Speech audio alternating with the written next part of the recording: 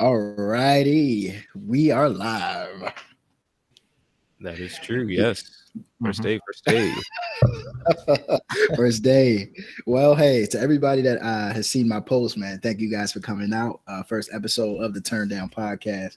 It's your boy Kendrick Bowser, and I'll let everybody else introduce themselves as they please. All right. I guess I'll go up next. It is your boy Miles Malone. Welcome, all you beautiful people. Hope to have a great time and talk with y'all. Still don't know if I can pull off your boy, um, but it's your boy Tim. No, I don't know. I don't know. Gotta work on that one.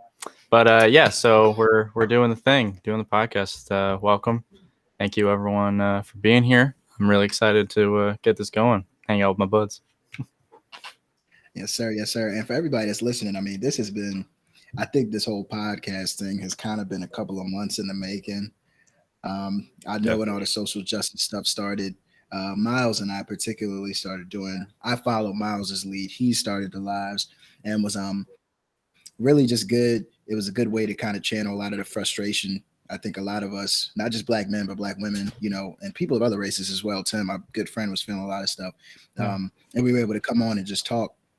So Miles pitched the idea of, hey, like let's just do a podcast. Like why not the three of us? And here we are. I think this is crazy, man. This is crazy. I mean, geez, it's almost been a year since all that stuff started off too. Yeah. And it's just like, which brings us to 2020, the king of segues, Miles Malone. Um, so yeah, 2020, 2020.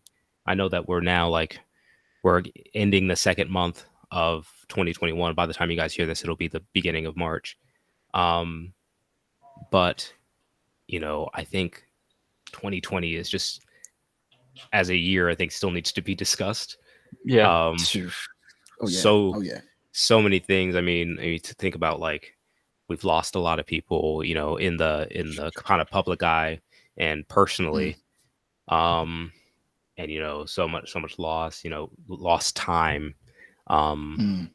everything like that, lost relationships because of distance or what have you. That's good that you mentioned that, bro, because I think that's one thing that a lot of people don't talk about enough is the amount of friends that you haven't seen or talked Yeah, to Yeah. within the past year.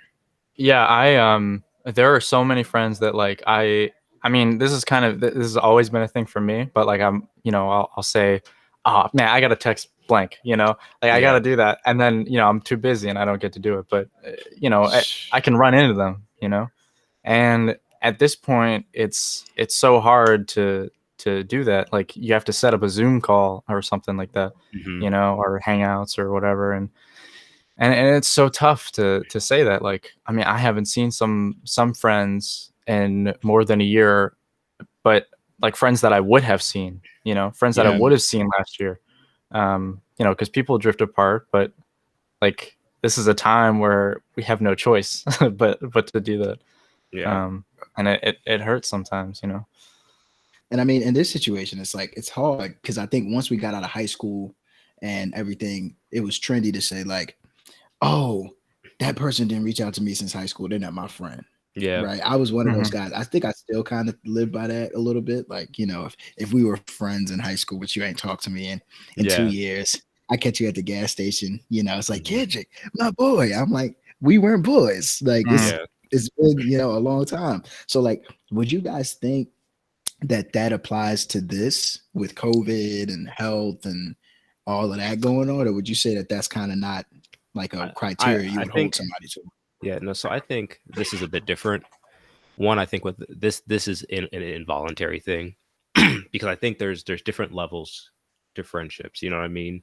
Like Mm, we have kept in touch, and we've been able to hang out safely, of course, um, mm, throughout the course of the pandemic. But of course, a lot of that's helped by the fact that we live not that far from each other, Yeah. um, and we know how to do things responsibly. But we're also really close friends, so we are compelled to do yeah. that. There are some friends who it's like you see who you're like, oh, I see you every day or whatever, but that's just by pure coincidence. I'll hang out when the time is there, but like, Right. and that's not to say that like you like them any less. It's just the situation, it doesn't permit that.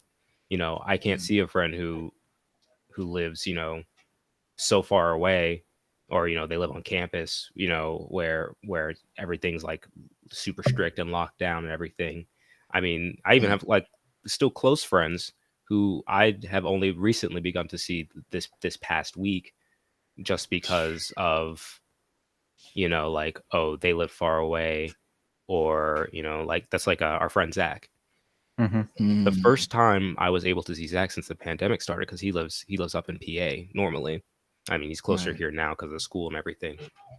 But the first time I was able to see him, shout out to Zach, by the way, great guitar. Shout out to Zach, man. Zach, fantastic bro. musician.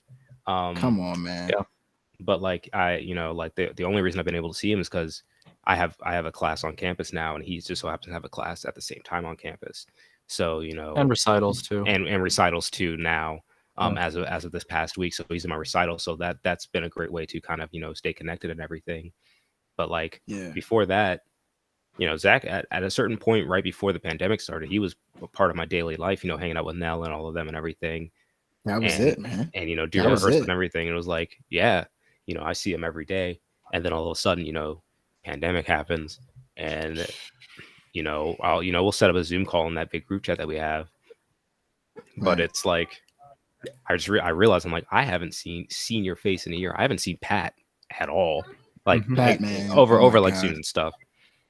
But like, that's crazy. I was able to go to one of Ricky's gigs, but like, again, the only consistent time I've seen him is now this past week, because he's in my recital. Right. So, and for reference to anybody that's listening and doesn't necessarily know, that's true. We are all students. No, you're good. Yeah. We're all students at we were students, well, I transferred, but University of Maryland, Baltimore County, UMBC. That was a stomping ground. That's where everybody's at right now. And all of the people that you guys may not know are all friends. So Ricky, Zach, Nell, they're all people within our circle. So I don't want anybody to be like, who the is that? Who's Ricky? It's like, we know these people, that they're just people we're cool with, and then we'll have them on. So these are future people. Yeah, we're gonna get on the podcast and start talking. I also gotta say, we I think most of the people who are listening, like at first, know us. Yeah. But if you don't, so I mean, we introduce ourselves, and that's really it. But we're all musicians of some kind. I'm, I want to be a music educator.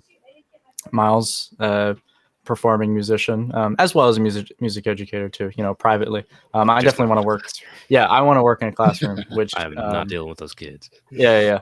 And Kendrick is quite special, because you've got your own LLC now, doing the real estate thing. He's one of those LLC niggas. Man. Okay. Well, hey, no. Look, let's get it right. Let's get it right now. All right. Right now. Okay. I am neither an LLC nigga or a Forex nigga. Okay. I am none of those guys. Sorry. I won't join your team. My bad. Selling me less than 200 a pop. Hey, brother, do you want to make some money? Nah, I'm good. Nah. Well, are you happy with how broke you are right now? Like, what did you just say to me? Brothers. So you gonna slide in my DMs asking me for money, and when I say no, I'm broke. Yeah.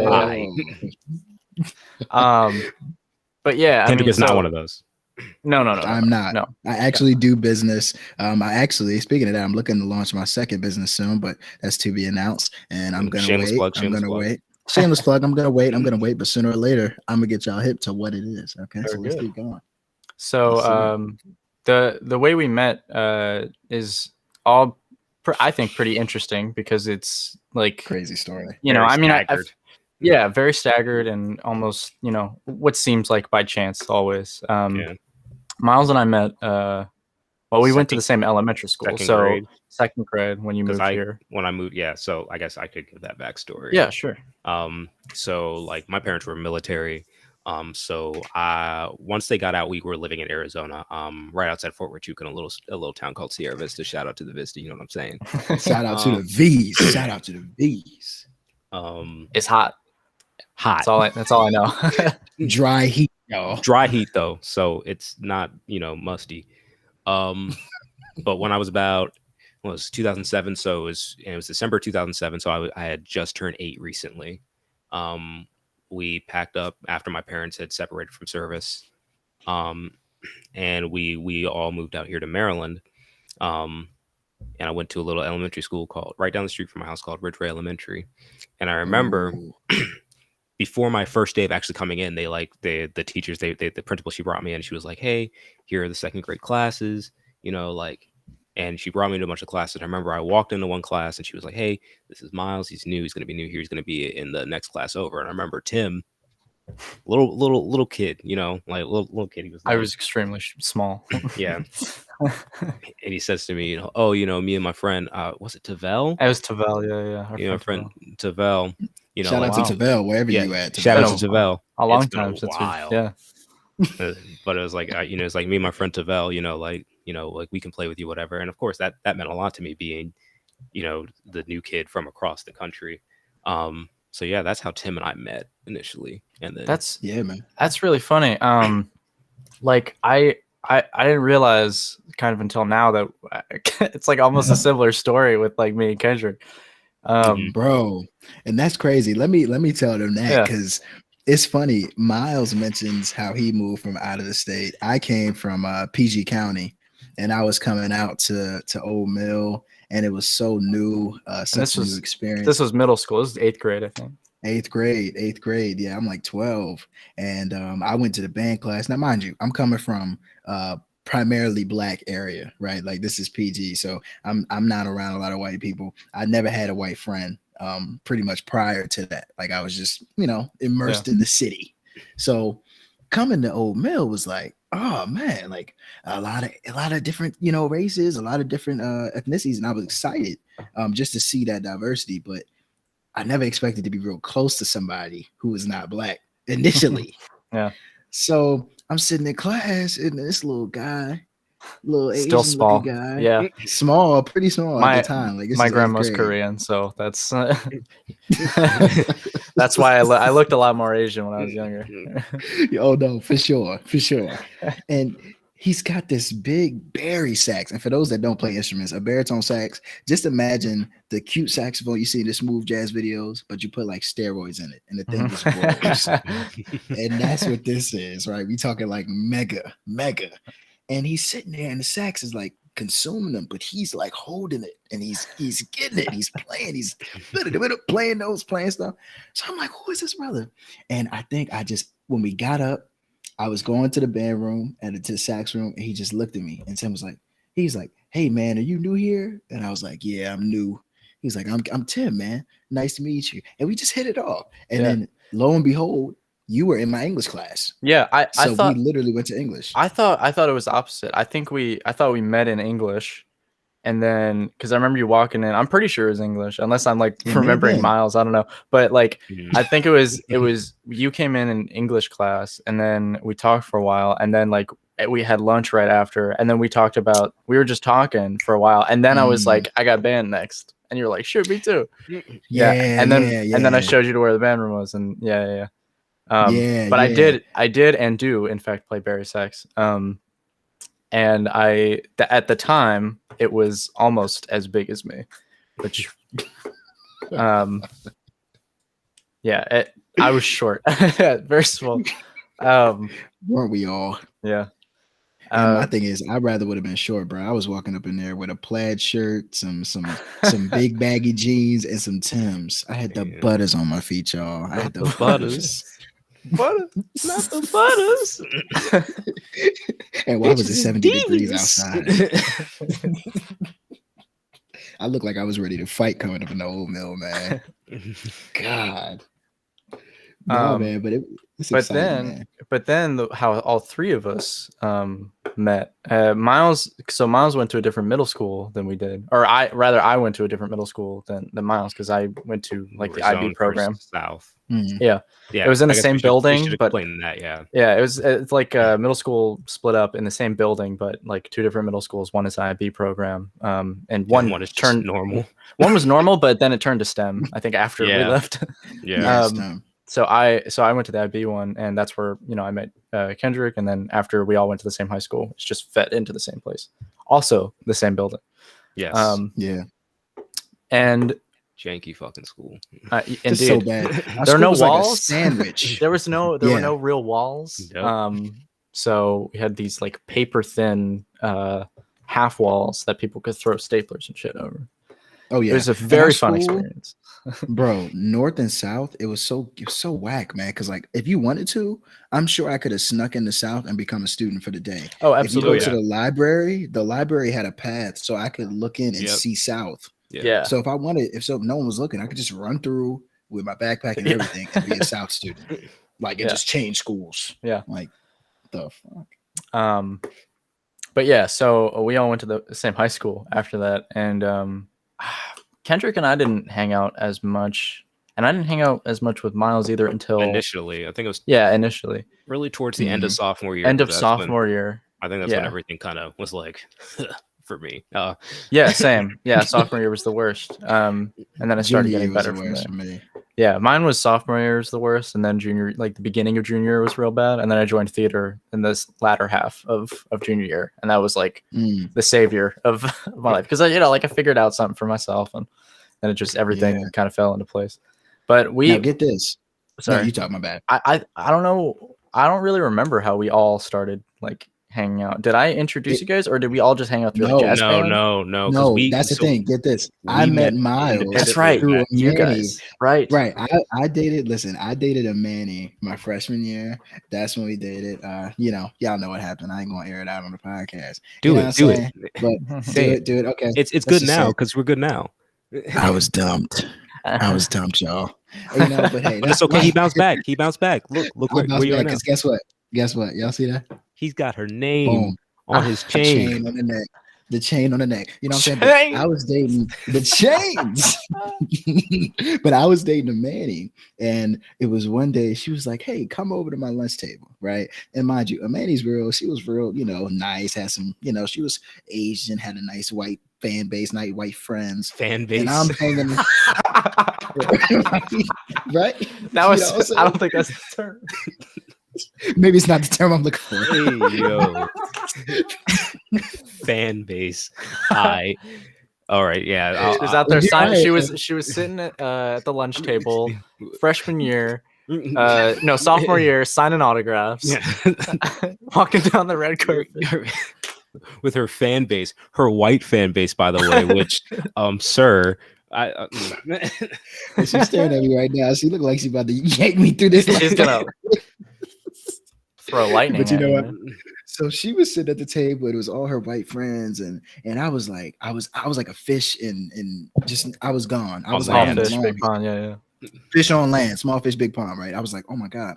And so I sat down. I knew I was out of place. I was around a bunch of people I didn't know. And I look over, and then there's this brother wearing this blue soccer shirt. I swear to God, this brother, soccer shirt. This brother had this blue soccer shirt on. And if y'all know Miles, if people know Miles Malone in high school, they know that blue soccer shirt. If you knew me in high school, you don't know me. It's nothing but Drip Central over here now. Drip Central over here. I don't know what you're talking about. That brother's draped in Supreme from head to toe. Hey. But he was sitting there, and I was like, you know what? Out of all the people at this table, right? It was him, and I'm not going to name any names, right? We're not going to do that. But there were a couple of people that I know and we know that we hate that were at that table, right? Mm-hmm. So I was like, Miles looks like the coolest guy. So I think I made like a joke about mixtapes. Yep.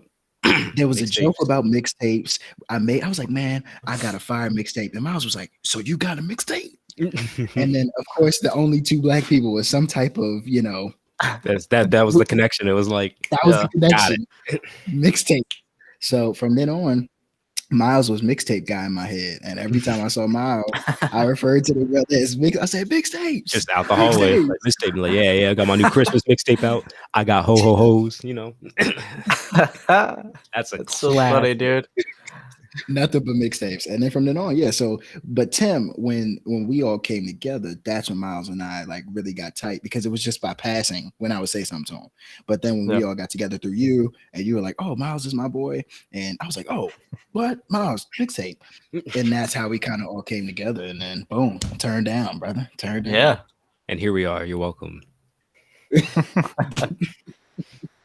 But yeah, here we are, man. And yeah, and then we we were just tight from then on, pretty much. And college has certainly made it even more so.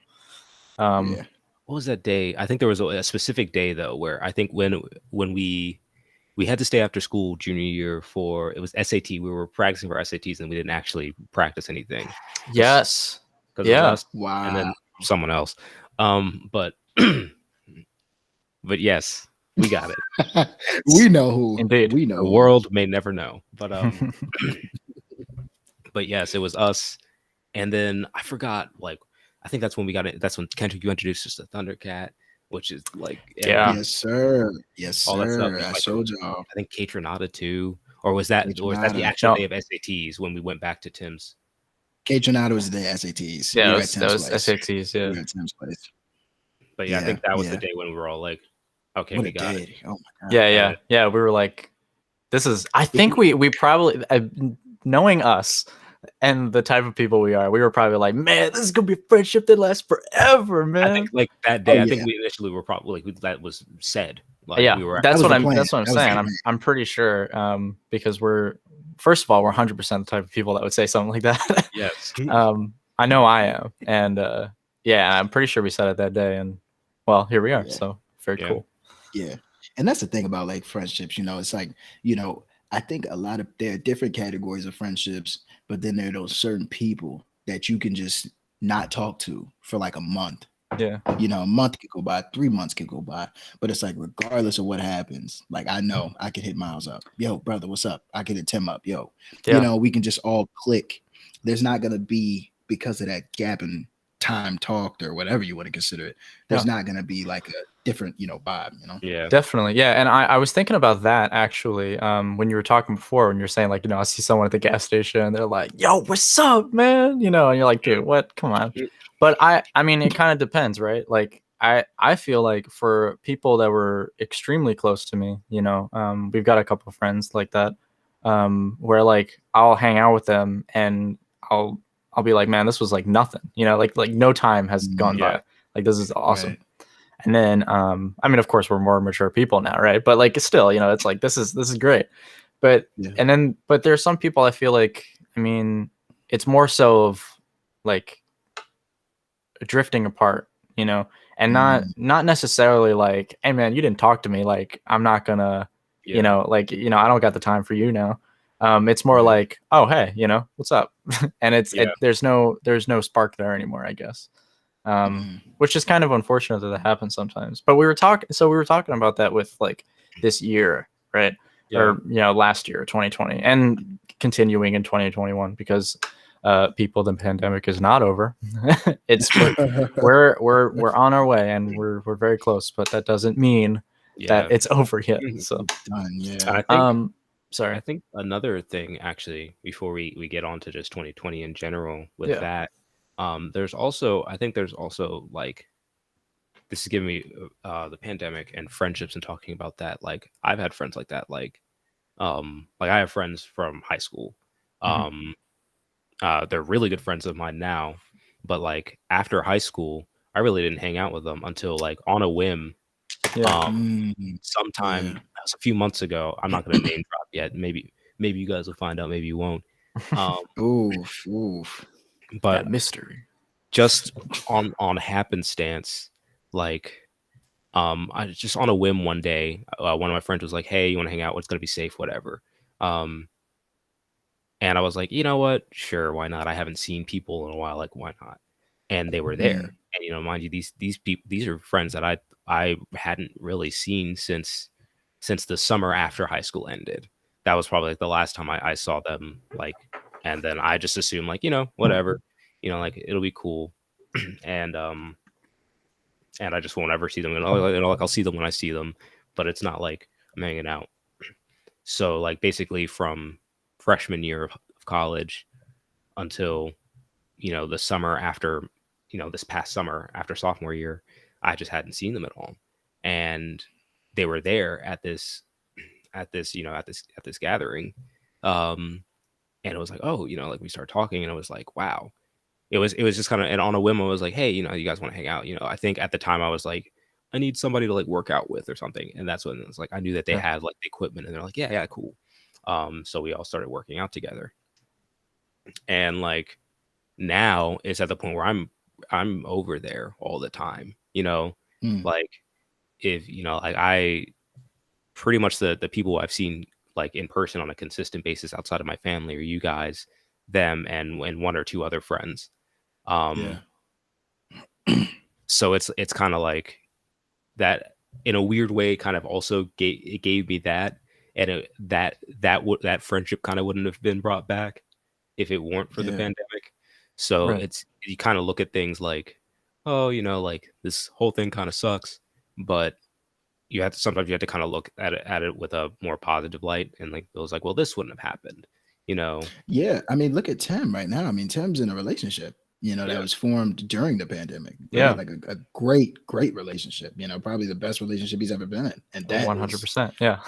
yeah, and to know that is absolutely amazing. Like my girlfriend and I have become incredibly close, because I think the pandemic, that's a good point that you said, Miles, because people like to look at it like, oh my God, we've lost so much and lack of social interaction and I haven't seen my friends. But it's like, yeah, that sucks. But if you think about it, the people around you that you can see and that you Yeah. remain in touch with, if you haven't gotten closer to them, you need to find new people, That's in my yeah, opinion. that's what it is. I Like feel if like you have yeah, not grown closer to those people, you need to find new people because this is the time for your friends or the people that you really say are in your circle to to really start building those relationships. Like we've become so much closer in the past year because we've only had us, Yeah. like it's only really been us. And I look at the friendship, that we had prior to COVID, and we were close as hell then, but as COVID started creeping up and restrictions start happening, we can't just go out to the mall or DTA on a whim and just say, man, let's go do whatever. Yeah. We got to be creative. We got to get on, do podcasts, right? We got to get on Google Hangouts, and that's when we really get to talk. So to have that, it's like this pandemic has been bad, but I think it's given a lot of opportunities for like growth, both think so. personally and in relationships. Definitely. Because I've definitely grown closer to the people that I'm like closest to. I think because there's like, I think also part of it. I mean, for me personally, I'm gonna get a little deeper here. Go ahead. We go deep on this podcast. By the way, to anybody who's listening, we go deep on this podcast. Okay. Yeah. So we talk about pretty much any and everything. Like we won't name names, but Yeah, this is our talks are just extended to the public. So we gonna talk. The TurnDown. yes, but so like this past year, everybody's lost. I think, and like I said earlier, we've lost, we've lost public figures. I mean, we start off the year, and Mamba gone. Like that's, I think that was the point where I was like, something's up. Yeah. Something's off. Something's off about this year. Yeah. Mm. But like even personally, not, it was unrelated to COVID, but I've lost personally. I lost. I'm not gonna be specific, but an immediate family member. This past year, and it was really right at the end of the year, a few days before Christmas, and like it was just so like, it was because it was at the end. It was kind of like, all right, there was 2020 getting its last laugh, like that. There it is, and I think one thing that I never took for granted, like now, and I was telling you guys the other day, and I was telling another really good friend of mine the other day, like I am never going to not say that I love somebody. I think people get taken aback by the word love. They're like, oh, it's so strong or whatever. But I think what people don't realize, the word has so many different facets. I love you guys. You guys are like my brothers. my other close friends who I was talking to about this, it's like, I love them. And people I think they hear that word and they get like scared because it's like, oh, it's such a strong word, it's such a strong emotion. It is, but I think I'm at the point, especially with losing somebody so close, is that I don't have time to mince words and be like, and kind of creep around, like how I feel about people, because one thing this pandemic has taught me, you don't know how much time you have. You never know. Like, like I could be dead before this podcast airs tomorrow. Right. I hope not, but Right. but you never I mean, look know. at Kobe. Look at Kobe. Yeah. Like, do you really think that Kobe Bryant, the top 5, top 10 greatest basketball player of all time, he has everything. He has a helicopter that takes him and some of his daughter's teammates to a game. Did you ever think he stepped on that helicopter and really thought, you know what, I'm never going to reach the ground again? Like, I'm never going to see my wife again. I'm never going to see my other 3 daughters again. He didn't wake up that morning. Yeah. He never would have thought that. Like, when I got the announcement of that, I don't know Kobe. I don't think anyone listening to this podcast, unless we magically just blow up. Yeah, right. Because if we just blow up and we got like, Michael Jordan listening. Shout out to Mike. I watched The Last Dance. Hey, yo, my cousin's dog's cat's neighbor's dog. Hey man, my stepsister's grandmama's third cousin is Michael Jordan, and he listens to your podcast. Like, hey, Mike, sponsor us, please. We need some Jordan headphones. Okay, like, hey, we need whatever you could do, Mike. Please, Jordan microphones. Please, but back to the sadness. Okay, I took that personally, and I took that personally. But like, nobody expected such a monumental figure, and Kobe wasn't the first. Chadwick, to me, was the second. Chadwick Boseman was. That was the one that just hit like a truck. Both of those hit hard. Really hard. Oh my God, dude. We're coming off of Black Panther. We're coming off of such a, I can't call that a black film. I wouldn't call that a black film, but I would say that was Marvel's closest attempt. It was an important moment. I think it was important for Black people. Definitely. Of course. But Chadwick was not only that. I mean, Jackie Robinson. He was Thurgood Marshall. James Brown. I mean, everything he did, he was like a young Denzel. He was approaching that Denzel he was on his way. Yeah. He was on his way, and for him to just be taken like that, and it's just like he was. And the thing about that was that for how long he was suffering, you know what I mean? Like how long he had that illness, and we just didn't know. Black Panther. That's the one that people I think go to first in their mind. And he was sick during that, And for him to bulk up to what he did for that role is insane. Honestly, like insane. And that's one of those things where I remember where he made that video like a few months before he passed, and everybody was clowning him because he looked so thin. Everybody was like, "Oh man, it must be for a role or something," and we didn't know. Like he was really sick. He was really sick, and I think that part it just really hit because he was like, "Here's this person who like." I don't know him, but I cried, like legitimately. I was like that could have been me on the screen, you know what I mean? I looked at him and like, man, I could be a superhero too, even though I was like 18 when that movie came out, right? So what? But it still makes you feel like you can. Like that's the first time like on a big screen that I've been like, this is the hero of this movie. Like, you know what I mean? And of course there have been movies where Black people are the hero, but like this was like, this is Marvel. This is the biggest. This is the big leagues. Yeah. This isn't Blank Man with Damon Wayans, right? Yeah. Like this isn't some, B-side, Tyler Perry. He's not a sidekick, like it was like, he's not or a character. What was the budget on that? And he's not what was the budget on that? Like $500 million? There's like a $500 million budget, something stupid. Something crazy like that. And so like when you look at that and you're like, wow, and you saw how much success it had, you had I mean people everywhere talking about it, and and just to see that and see like we did that, you know what I mean? Like like that was that was like, wow, I can look at that. Shout out to Ryan Coogler. Shout out to Ryan Coogler, man. Like that was amazing. You have the black face being praised in China, Yeah. in South and North Korea, right? Like the black face is being praised. I don't think people realize how big of a moment that is. That doesn't happen.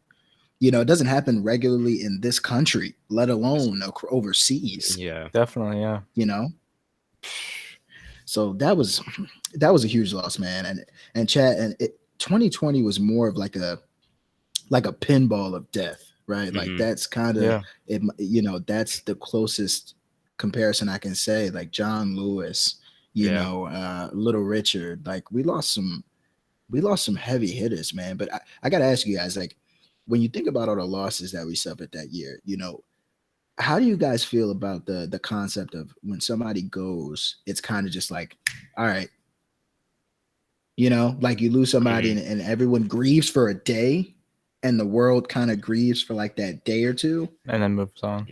And moves on. I think part of it, I want to say that part of it is the volume that it was at this. Like I remember we had a similar thing happening in like 2015, 2016 about then, where like people were dropping like flies. Yeah. And it was like a bunch of like celebrities were just dropping like flies. Like I think it was like you know, like Carrie Fisher, you know, Princess Leia. So I remember when she passed. I remember that was one that was like, whoa, for me. Was Alan Rickman that same year? I think Alan Rickman was that same Alan year. Rickman. There was a lot, and I think that was the last time that kind of happened. But because we weren't also dealing with a pandemic, we were able to say, "Oh man, this sucks." I think this year the volume's more. I want to say because you had added people with COVID. Like I mean, we had who do we have? We had it's so many. We had Bill Withers pass. I remember we had Kobe, Chadwick, of course. For my soccer fans, Diego Maradona, that happened. That was crazy. He just passed a little bit ago. Yeah. And you know, like that's Hank Aaron just passed. Hank Aaron. Yeah. Hank Aaron. You know, Man. like Alex Trebek. I mean, he Sean wasn't Connery. Sean Connery. There, Nick Cordero, who wasn't, you know, as big of a name as those guys, but he was pretty big in theater. And he was perfectly healthy. I mean, perfectly healthy. And COVID hit him. And I mean, he just had like a son. Like his son was not that old. And he died. And I mean, you know, we're so far into it at this point where, like, you know, people are wearing masks, and I shouldn't even say. I just saw people throw a party. I just saw people throw a party last night, bro. You know, it's hard to in Maryland. You know, like in Severn. Yeah, like I want to say people are doing better. You know. Yeah. But I mean, I think a problem too right now is that everyone's over it, and you can't be over it because it's not over you. You know, and I mean, just be safe. You know. Yeah. Like, what will it take for people to wake up and realize, like, hey, you know, yes, we do have a vaccine, 3 to be exact now, to Pfizer, and then Johnson & Johnson just got approved today. And that one's a one dose, I think. Yeah. One dose is 70% effective, but it's increasing. So that's, you know, we're in a promising situation. So cases are going down. Yeah, ICU's not flooded. I understand that. But literally on Snapchat last night, I'm scrolling and I see a party with at least 60 people. Oh. First of all, let's say something about parties. Okay, pre-COVID, post-COVID. If you got a party with 2, let's just be honest, right? Parties are fun when both genders are at the party, right? Am I right? Like when it's the girls and the guys coming to the party, about to dance, get it on. You got a party with 2 girls and 55 guys. Do you not feel weird? Sounds like a frat party to me. It sounds like a frat party. It's a sausage fest. I don't think anyone really wants to be there. And they're all just there jumping up and down, sweating. I could feel the axe through the phone. That's why they do drugs at those parties, because they're not fun. And that's the only way to make them fun. I just personally, I'm not a party person. Yeah, I mean, neither am I. I don't. Me neither. I don't think any of us are really party people in that sense. Where I'm a Hell's Kitchen guy. That's my party. Hell's Kitchen with some ice cream, bro. I do it almost every night. But like the idea of I think 60 people, like it was more than that. I was a guesstimate. I mean, 60 in the camera. Just like even pre-COVID, right? Let's just take COVID out of the equation for a second, but not in real life, because it's still real. So stop being stupid. Keep it in the equation, y'all. But hypothetically, 60 people, that's just like, I feel like I don't have anywhere to move, like there's nowhere to walk. I feel claustrophobic. Yeah. Like we've had situations where we've been in like get-togethers that are like and this is pre-COVID, where it's like, like 10, 15 people, but it's everybody, it's people that Yeah. Right. I think comfortable. You're comfortable with I it. think the most I've ever been like was probably around like 8, maybe. Mhm. And even that's like kind of cramped, because it's like, man, I'm probably not going to talk to this one person ever during the entire thing. But if I don't like parties, and I never did, but I do like, I'm not against partying with like a few people, Oh, absolutely like not. that's the thing. Of course, not right now. But safety, but but like, when we're all safe and, vaccinated, shoot. But like, still, I mean, I just, that's like more personal stuff, but like, man, that's too many people. Like, and I've been to a few. I've been to, I think Miles and I went to one in Towson. I remember that. I think 2 in Towson with a Manny. With our boy Doyen. With Doyen. Well, shout out to Doyen, bro. Doyen, if you watching this, shout out to you, brother. Shout out to you, brother. We've been to them, and I remember the one I went to with the Manny was the most disgusting. Right? It was like we walk in, it has to be at least 100 people in a small like 2-bedroom apartment, and they have a red room with some glow lights around the ceiling, and it's literally people passing joints. Right? That's literally what that entire room is devoted to. People passing joints. When I say, first of all, is herpes not something that you think about? Is HIV not something that you think about? I'm not gonna lie, because mono is also a thing you need to worry about when you're older. It's way worse when you're older than I mean, I had mono when I was younger. Talk to him. And let me tell you, it is not good. This brother was suffering on the bus back from Orlando. We were on a spring trip. We were on a music trip, and I think that's when you got it, right? Maybe. I mean, I don't know, because like, and the whole thing is like, that's the kissing disease, right? But like, my girlfriend never had mono. My girlfriend at the time never had mono. And so but like I was stupid. So like I shared food and like drinks with people, even though that, I trusted them, but still like mono stays in your system and like, flares up every now and then. So I probably just happened through that, but it still sucked. It sucked a lot. But people just gotta be careful. Yeah. Like just be careful. And then right now, when you add on the risk of those diseases, plus the fact that we're in a pandemic, like my mother got COVID, so I'm sitting here in a situation where she's asthmatic, she's diabetic, and she now has a virus that has killed hundreds of thousands of people who are just like her. And I go online and I see these people saying, "Oh, it's not real. Oh, we don't need a vaccine. Oh, I'm not social distancing. Oh, I hate masks." Yeah. Do you also hate dying? Yeah. Like, don't you hate dying? It's just, it's something it's that kind of thing where, and I mean, this is me putting my like politics into it, but we did not have a competent leadership during that time. It just completely underplayed it.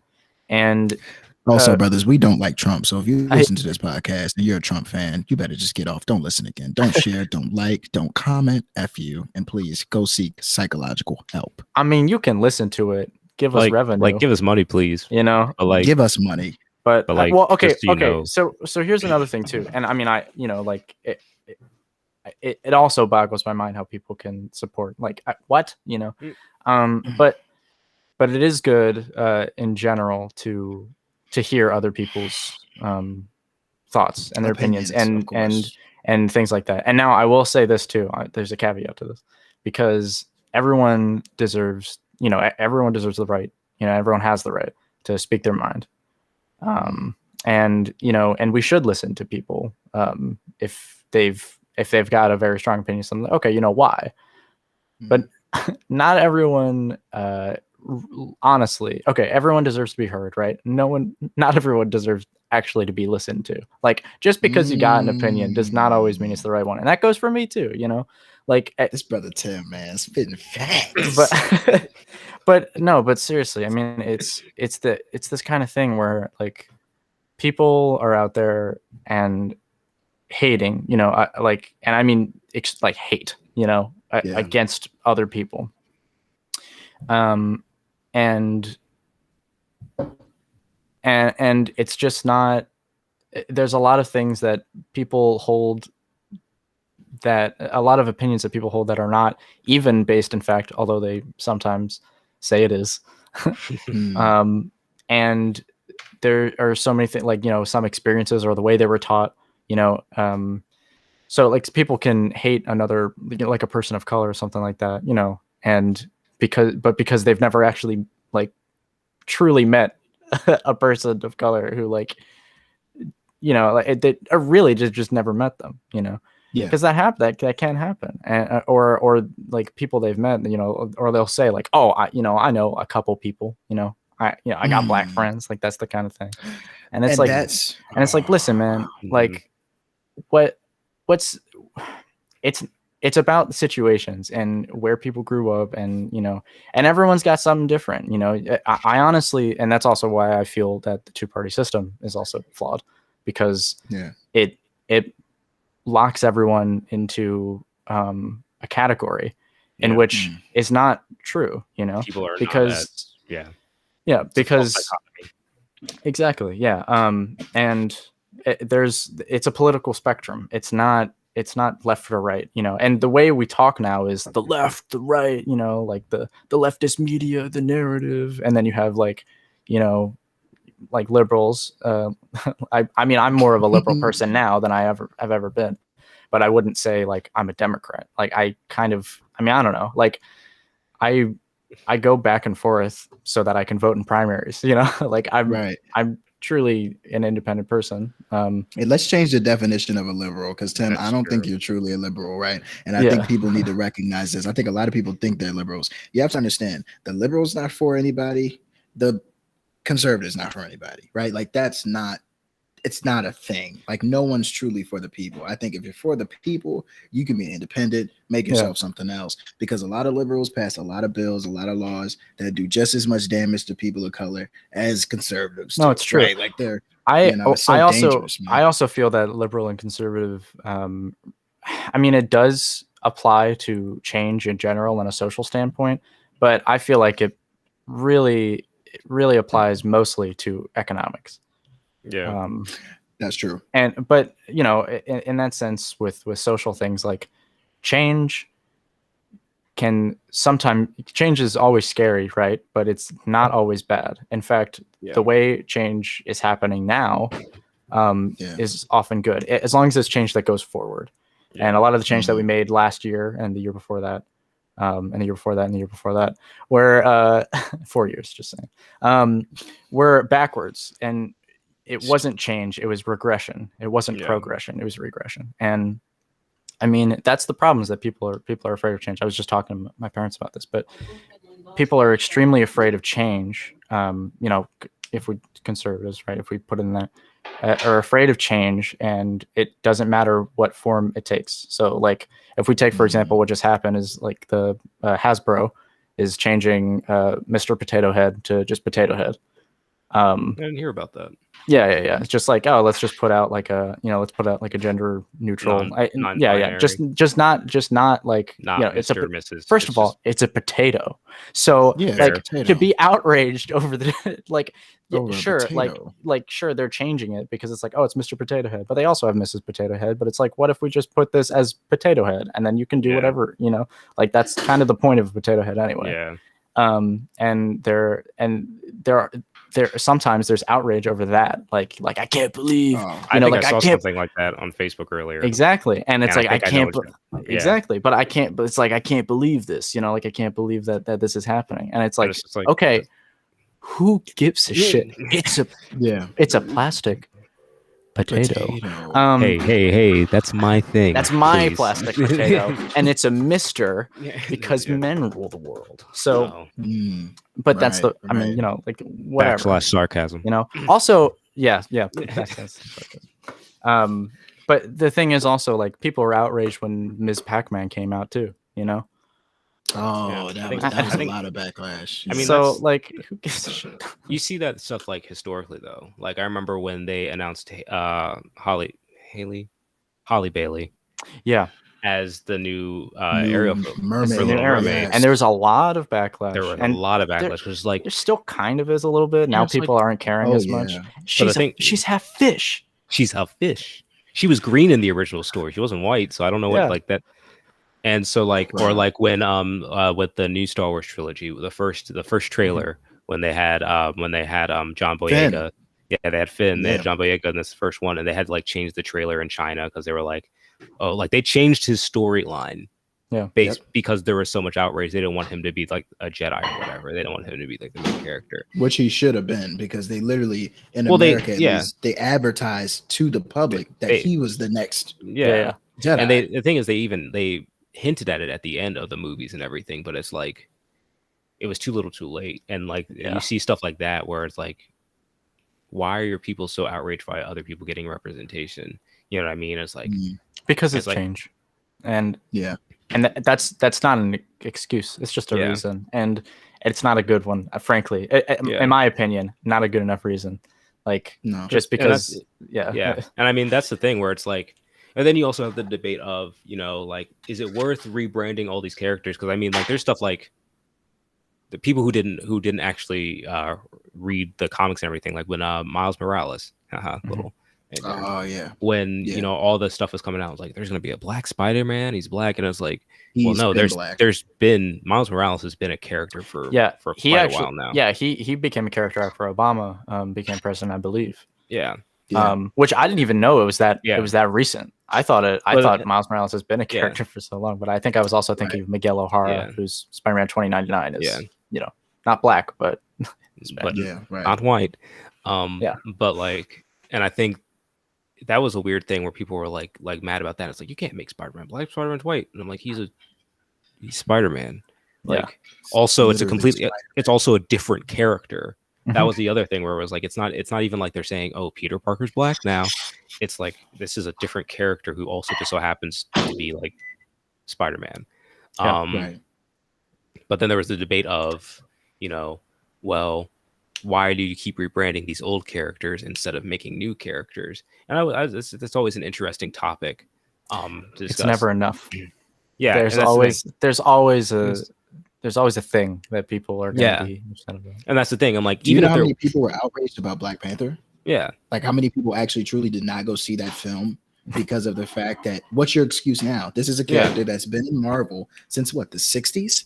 Black Panther was, I think his first comic came out in the 60s. The first Black Panther comic came out before the Black Panther Party was formed. Exactly. So we're talking before Huey P. Newton, right? We're talking like years ago. So you guys are talking about, oh, this isn't right and this isn't Marvel.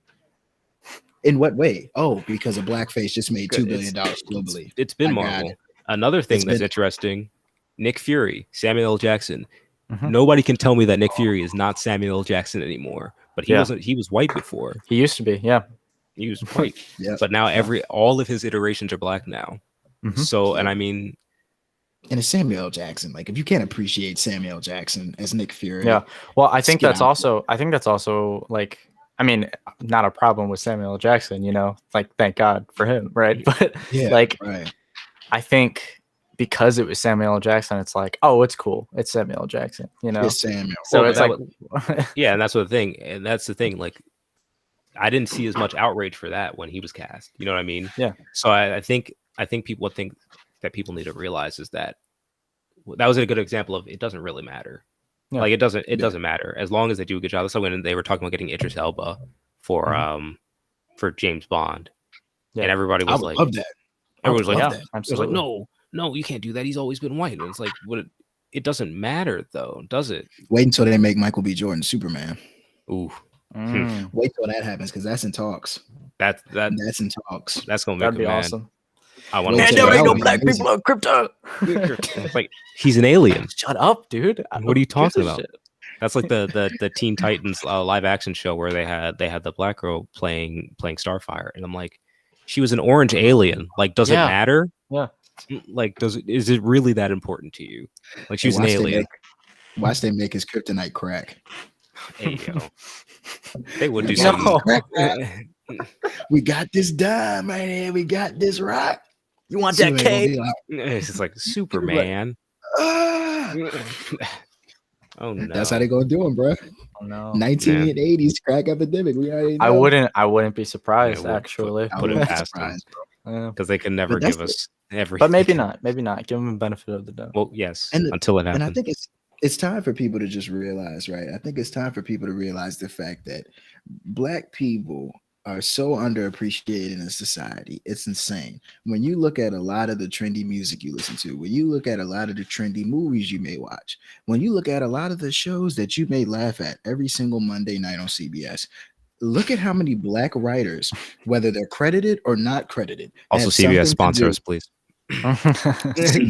CBS, please. But you're not going to buy our podcast. We won't sell. Yeah, no. Anyway, Maybe if they throw enough money at us, we might. we need 100 mil to sign. No, more than 100 mil. Well, I'm talking like. So we here. Yeah. I just want to make sure we was in the same vicinity on how much this is Yeah, worth. no, we talking Okay. bill. Like no, we're not. No, We not- talking bill, Yeah, no, we're not. right? But And no, we still it's get like, creative direction. oh yeah, of course. This ain't So your CBS. show. So CBS, hey, CBS, hit us up. Hit With us terms up. and conditions. Thank you. please. But people just got to realize, like, I think a lot of these people that are outraged about comics and outraged about Little Mermaid and all of this crap, it's like they don't understand that we've pretty much made a lot of this stuff that you love. Yeah. Mhm. Like, we've built a lot of the stuff that you already have so much faith in. Like, we built that. If So you- don't if get you outraged now just listen because you're seeing it. to You the know? radio, Yeah. like music, because we're all musicians. If you listen to the radio at any given point, any given station, unless it's like a classical station, right? Mhm. In the United States of America, you are going to be listening to something that is derived in Blackness. Mhm. You might have to go a little far back for it, but you will find it. Rock, country, All of it. blues, gospel, any pop now that's often Any inspired by rock or gospel Yeah. or country. Your favorite pop artist is getting a rapper on the phone right now. So Your favorite pop artist is Yep. getting a rapper. Period. That's always happening. like at some point in time, a Black person had something to do with that. You look at entertainment. Black culture is pop culture. So it's always baffling to see how poorly we are treated. I Yeah. think by And under-recognized. underrecognized by everyone though. That's I think the thing that I think oftentimes we show up for other people, but they don't always show up for us. And then when they feel like we're not showing up enough, they go and say like, oh, you guys wanted us to be there for you, aren't you? Like we are there.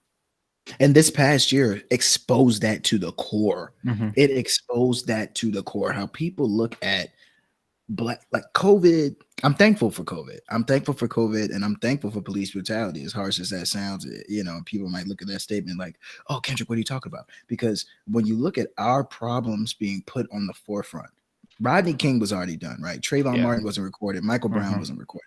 But people don't realize, you dig a little deeper, you can find Michael Brown's brain matter on the ground on Google Images. Okay. Yep. You can hear Trayvon Martin's screams and cries as he was losing his life, right? I You can hear all saw of George this. Floyd dying live on TV.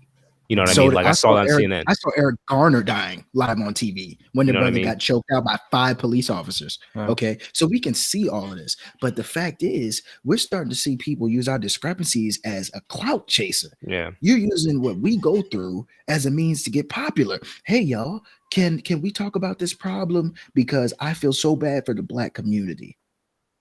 And then it's an hour of you talking about yourself and how you feel about it when you're not Black. Mm. And I think Where were you when Yeah. where were you when Freddie Gray was getting killed in Baltimore? Did you feel so bad? Did you feel so outraged? But because you have a platform and because this happened on national television and you see everyone flocking to it on Twitter and making hashtags, you now feel compelled to do that. And then you do it once or you do it twice and it's gone with the wind. I think that's the problem, right? Because there are people that haven't talked about it, and I mean all of this stuff, like we've talked about, has just been swept under the rug real quick and moved on from. And this is the one thing, thank goodness, that has not, and we're still talking about it. And it's because it was even more so widespread, you know. And I think it's good that people got on, you know, like everyone's getting back, you know, getting on the cause, because it's something that's lasted forever and will continue to last forever unless we do something about it. And so, but the problem does lie in when people stop doing something, right? Because I mean, I don't want to be like, oh, you know, I'm the best because I did blank, you know. I mean, there's always more you can do, and I think that's another thing too, is that if as long as you recognize there's always more you can do, then you're doing the right thing. And so nobody deserves credit for trying to liberate a people that had no reason to be in chains. No, one deserves credit for that. Yeah. You don't deserve a pat on the back. Okay, John Brown, you want to talk about a brother that was for the people, a white man that went out and killed those people that oppressed black people, a white man, and lost his life for the cause. Look it up. In the 1800s, John Brown didn't deserve credit, and he didn't even dare take it, and he was out there murdering people for black people. Okay, and we're not saying murder people. No, don't murder people. We're not saying that. We're not saying that. We're not advocating for it. But I'm saying that was what he was doing. This brother was out there taking lives, riding with black people, freeing slaves by the hundreds. So you can't tell me that you deserve credit for doing an Instagram live, or you deserve credit for going on Twitter and making us a hashtag, or posting a picture of Breonna Taylor. You don't deserve any credit for that, because another black man and another black woman's going to be killed next week. I promise you, except this time it won't be on CNN. It won't be on MSNBC. I think that's what this is really kind of shown. When we're not saying that's like the minimum stuff, like, because there's other things you can do. I've seen a lot of people who will like, oh, they'll post on their story and then that'll be it. They'll leave it. I have a very close friend of mine who's not super active on social media, but they were very good about asking me how I was feeling, you know, stuff as simple as that. You know, hey, do you have a person in a marginalized community that you're close to, that you can talk to on a personal level and see how they're doing? Because I know for me, a lot of my stuff, doing all the lives and everything, that was draining. I was sitting here talking and asking people how they're feeling, not worried about how I was feeling. You know what I mean? Yeah. You know, because this is a very real thing for me as well. I remember it had to be like early last spring semester, so like pre-COVID, but like probably like February of 2020.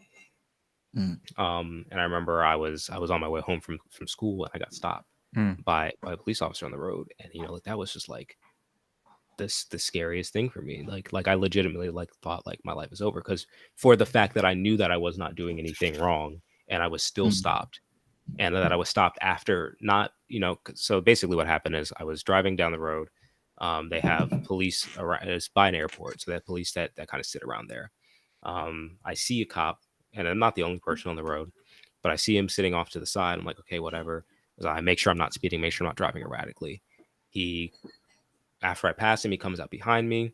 He's following me for a little while, but I'm not, you know, sometimes he does a thing where he kind of follows a little close to kind of goad you into speeding. But you know, I'm not, you know, so I'm like, okay, I'm gonna let you get around me. He goes around me, you know, he's driving, and then we end up getting stopped at the same light right next to each other. Now at this point, he can look into my car and see what I look like. I'm looking forward, because I don't want any problems. Like I'm not trying to do anything. As the light turns green, we go, and he gets back behind me and runs my tags, and then he stops me. And you know, like he comes up with a story that apparently my tags were not to my car, and I was like, that's not true, and I gave him all the information, and he was like, okay, I have to give you a warning. And I'm like, a warning for what? You just found out that what you just said to me was BS. And but you know, like because I knew, you know, like I wasn't doing anything wrong, and I didn't have any, like that's what made it scarier.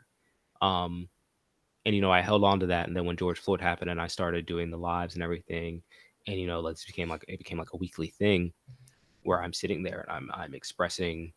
I mean, if anybody that knows me, and of course it's going to be the majority of the people that are listening to this initially, people that know me, I'm generally pretty level-headed about my conversations, you know, about this conversation, and I try to let everybody speak, and I try to be calm. And you know, I think where Kendrick's more like you know, like hype, not hype, I don't want to say hype, but like, you know, like he's more animated about it.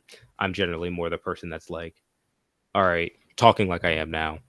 Um, you know, and so I kind of have this face of placidity, like whatever, everything's fine on the surface.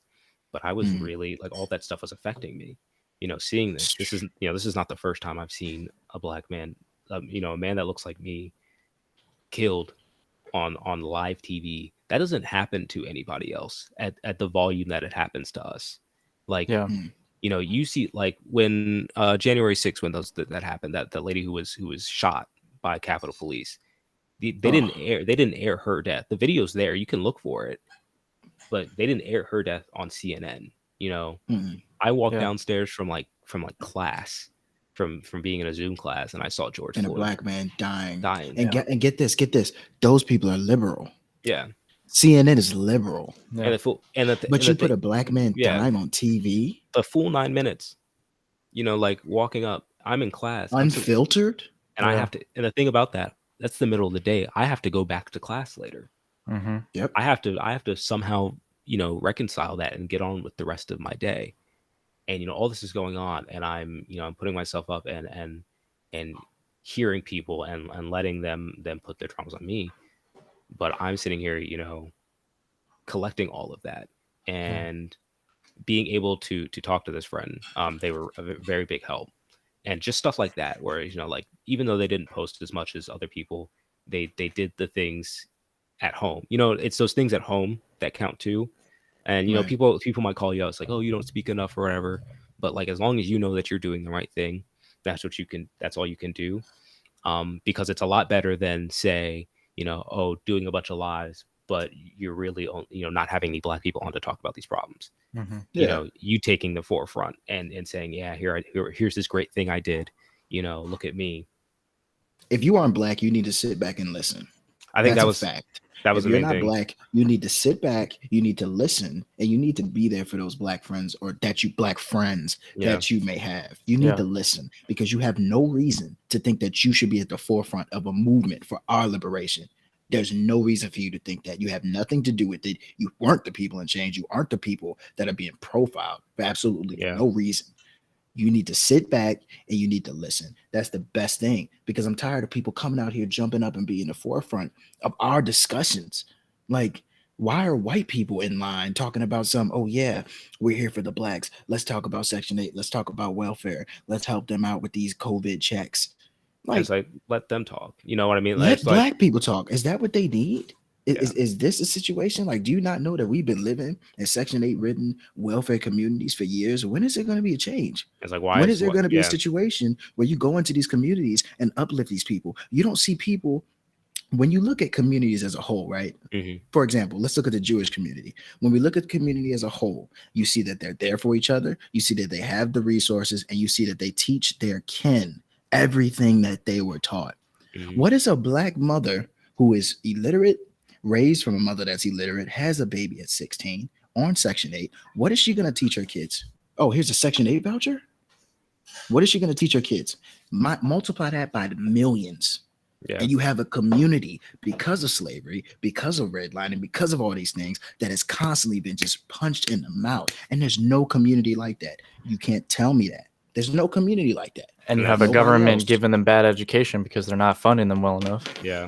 And I mean, that's the thing where, like, this past, what is taught is, like, we were out there marching for ourselves. We were out there putting the work.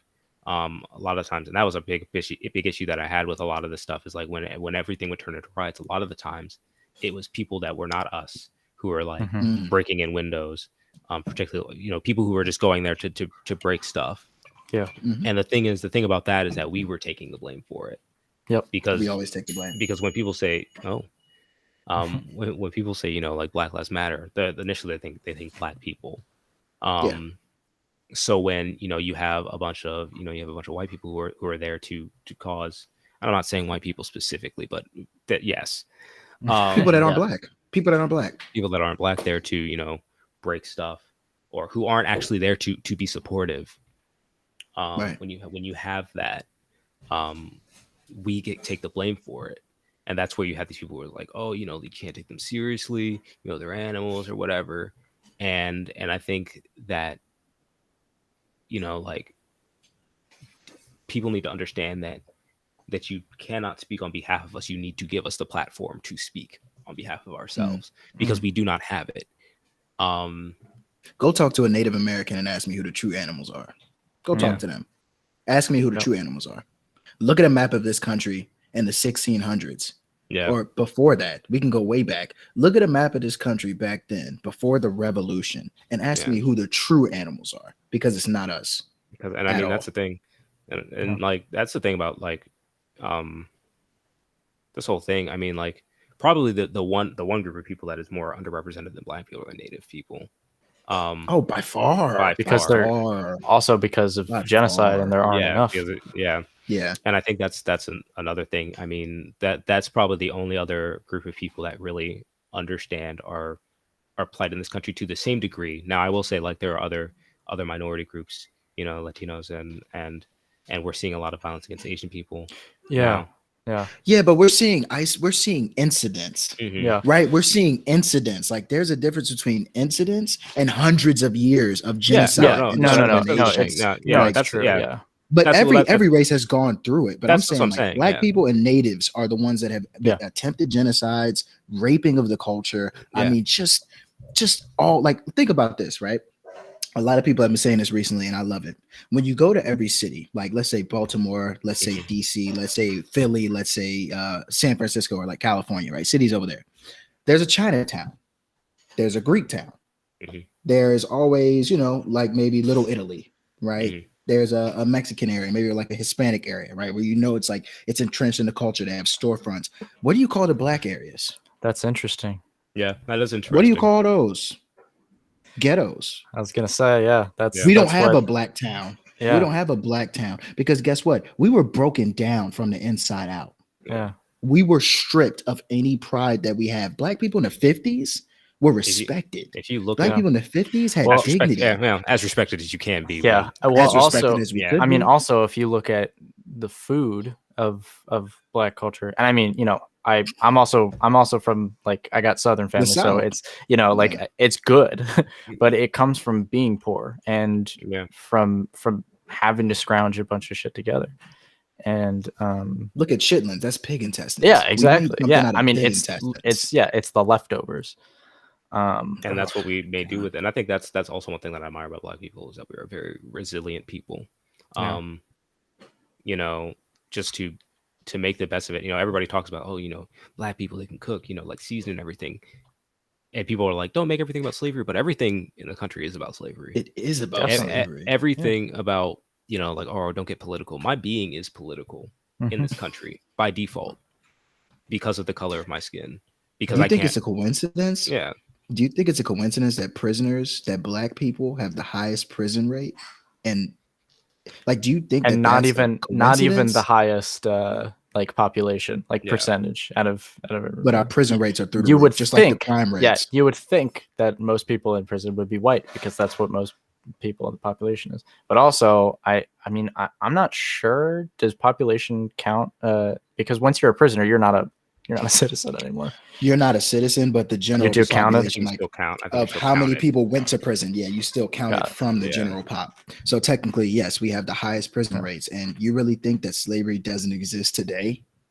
Oh yeah, like, that's in the 13th Amendment. Is that slavery is fine if they're a prisoner? So that's what they did. They said, well, we'll just throw them in prison for whatever reason. Yeah, and then that eventually becomes a system.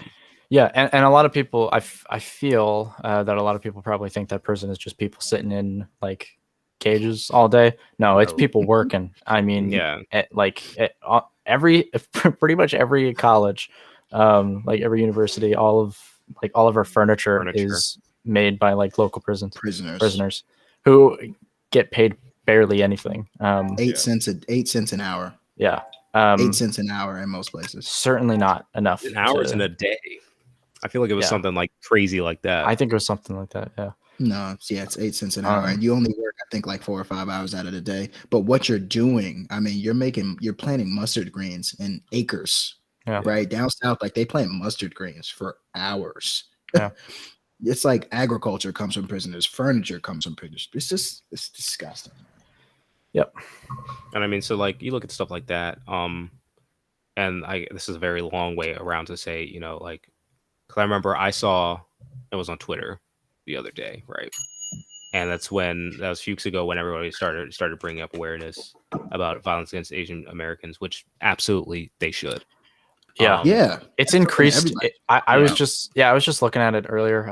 And for people who are like listening that don't know, first of all, I am white, if you couldn't tell by my voice.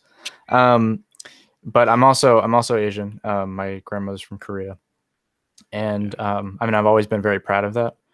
And and I've always said like white and Asian. I mean, I'm a quarter Asian really, so like I look very white. So I mean, I wouldn't be considered Asian probably by a general, just if you looked at me, right? Yeah.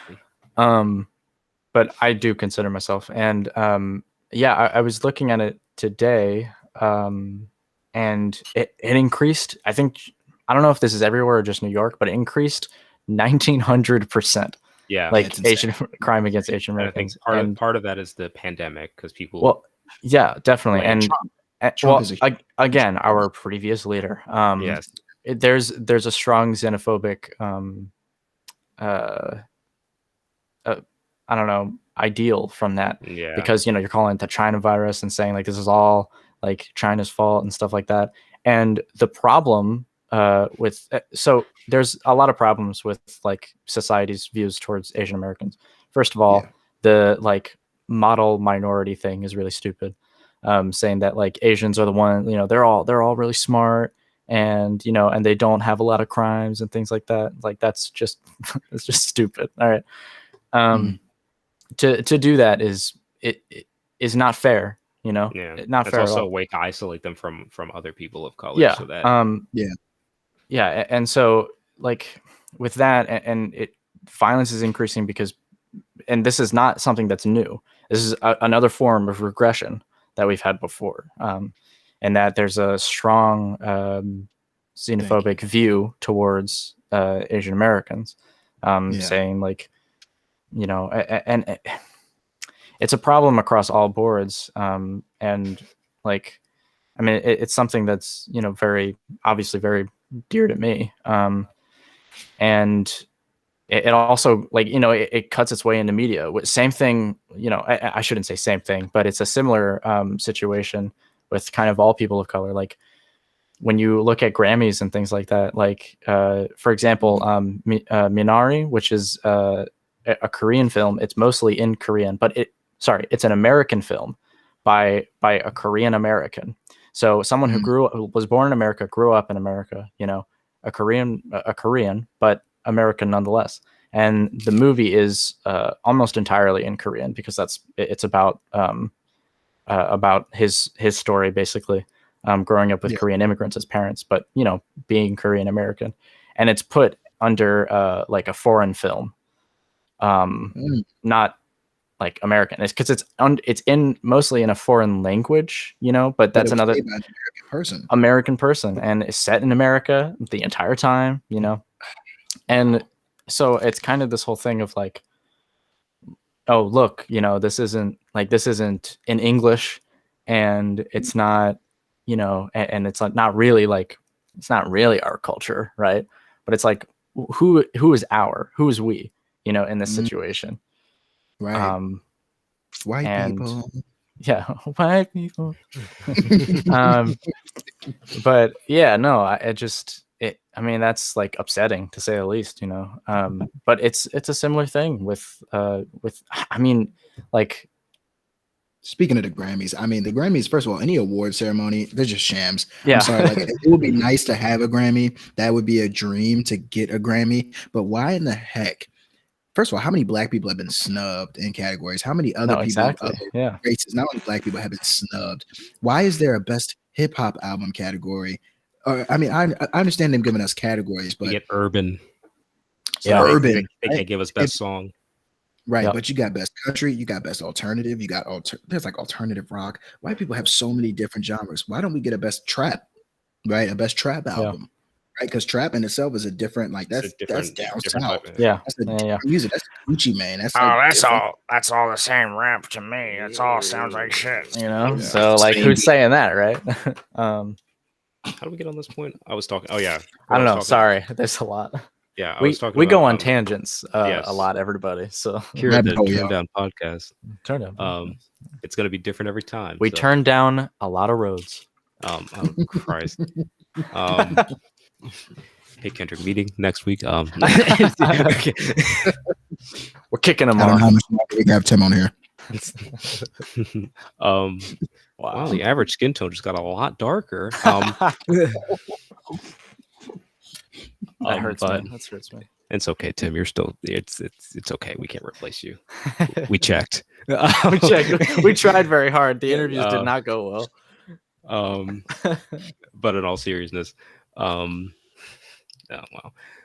I think what I was getting at was that, you know, after all this stuff happening and everything, and, you know, it was like everybody was getting behind us. This was like the first big one where it was like, whoa, like, you know, like you had people in like England and Germany, you know how crazy that is? Like less than a century ago, Germany was committing one of the worst atrocities history's ever seen, and they were sitting here marching for a black man who was wrongfully murdered. Yeah.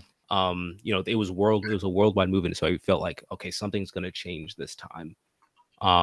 And then it died down, and it was like, damn, that was crazy. But then I saw a tweet the other day that was very interesting to me, because like the first thing, Sorry. it was I believe it was an American of Asian descent, and they're like, oh well, all this stuff's happening to Asian people now. We're black people now. We were there for BLM, and I'm like, whoa, like. Oh God, let's not like, do that. It's like, why did you bring us into this? Like, it wasn't, you know what I mean? It's like, we absolutely, we already do. Like, it's not like, and I think that's the thing. People don't see us marching for other. We do. We march for more than just us, and that's the thing. We've been holding this country on our backs for 400 years. Yep. Like, trust me, we are marching for all injustices because we know what it's like. But even if we weren't, right, even if we weren't actually, you know, marching for Asian people, and we just did, you know, Black Lives Matter stuff, what compels you to blame us, you know, when it's not us? And I think that's it shows you that you give a damn.